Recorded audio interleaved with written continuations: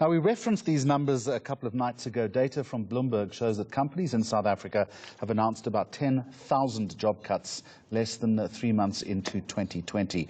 The law firm Clifford Decker Hofmeyr says the technologically driven fourth industrial revolution is threatening to make many jobs redundant. Stats SA Tuesday reporting that the economy shrank by 1.4% in the last quarter of 2019, making for 2 successive quarters of negative growth. So let's lock those two things together, the technical recession that we're in and also the fourth industrial revolution. From Clifford Decker Hofmeyr, Employment Service Director Hugo Pienaar, good evening to you and welcome. So the top line here is jobs already under pressure before the announcement of the technical recession. You'll tell me now this has all been amplified. Oh yes, but I mean, if you remember that in 2008 we shed at least 1 million jobs in that recession. We now have the second recession in 2 years. So where will that take us? And there are various factors contributing to that. Coronavirus will still come, and it will already been impacting on the farming industry. But there are several other factors. I've made a list of a few. Well, let's look at those sectors that are under risk in just a moment. But interestingly, you raised the coronavirus. We're not even feeling that yet in terms of employment in South Africa. You're saying to me that that's another issue that we've got to start confronting. Yes, of course it will affect the tourist industry. Of course. We've seen in Australia certain hotels losing $1 million a day. So certainly that. Exports to China, of course, farming industry, I think has already been affected by that. So certainly the coronavirus will have an added factor to that. So push that aside, which job sectors then right now, in your opinion, are most at risk? Well, we've seen 7 out of 10 industries shrinking and contracting during the last few months. So except for a few, some in mining, in particular platinum, they're not at risk. But in most steel, auto manufacturing, transport, we've seen losses in the building sector. So most of those are at risk.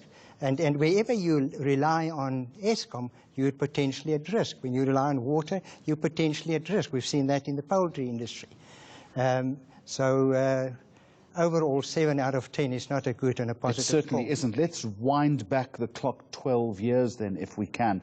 As you've mentioned, the 2008 recession taking a hefty toll on employment, globally and locally. What's the prediction then in terms of employment this time around? Is it going to get worse potentially?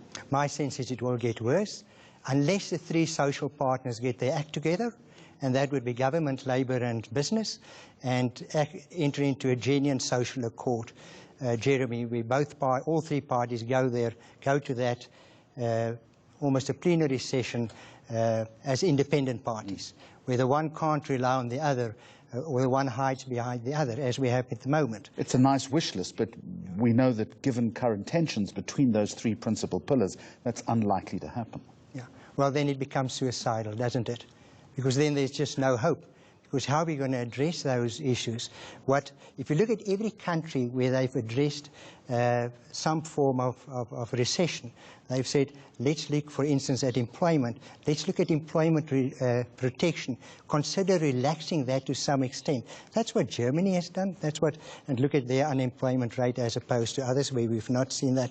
So that has to happen. And I'm not saying that the sacrifice must just come from one party. It's not fair, surely, to compare Germany to South Africa, given that we already have a chronic unemployment rate before we start mitigating against the effects of the recession. Then we look at other African countries where we've seen the same, where they said, these are the risks, let's address it from all 3 parties, let them come together, let government give us assurance and infrastructure, let unions give us undertakings in terms of flexibility. It's better to have a job freeze than no jobs. But there's no flexibility on that environment. Right. Then, of course, you look at employers. Let's cut what has Nedbank just done. And it's not new in the industry. It's also frozen the salaries of top executives. Exactly. Yeah. Many companies have done that in our country, and they must continue to do so. In Japan, for instance, I'm not saying we must compare all of those. You can't have a retrenchment and pay dividends to directors in some companies. So we must move out of our comfort So what you're zone. saying, it's a big, bitter pill that everyone has to All three swallow. parties must swallow. Right. So we've looked at the coronavirus. We've looked at the recession. Let's talk about 4IR, the fourth industrial revolution. You make the point, and it's the correct point, that as a result of this, we are expecting to see an increase in productivity-enhancing roles. As a result of that, there will be a decrease in full-time formal employment.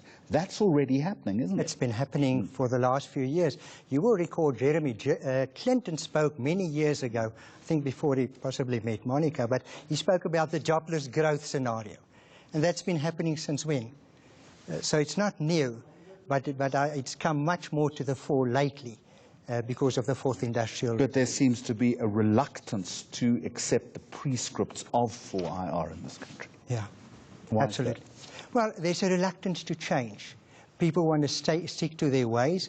We must move outside of our safe environments and say we have to be brave. We have to be flexible. We have to consider as executives wage freezes. As executives, we're not going to retrench. As far as it's possible. We're not going to take bonuses. So those are sacrifices on that side. But then the same with regard to the unions. They need to be flexible. We can't say, and I'm again repeating the example, I'd rather have a wage freeze than a job, isn't it? But we have the scenario where they've become so inflexible that that's just simply not possible. Right, thank you. We get into collective agreements, which we knew when we entered into it in the public sector, that it would be unaffordable. Now, how are we going to get past that? As you say, it's one big bitter pill to swallow. Hugo Pienaar, thank you very much for joining us tonight, the Employment Service Director at the law firm Cliffy Decker Hofmeyr. The JSE today closing slightly in the negative, with yesterday's emergency interest rate falling or failing to uplift markets. With that in mind, let's take a look at the key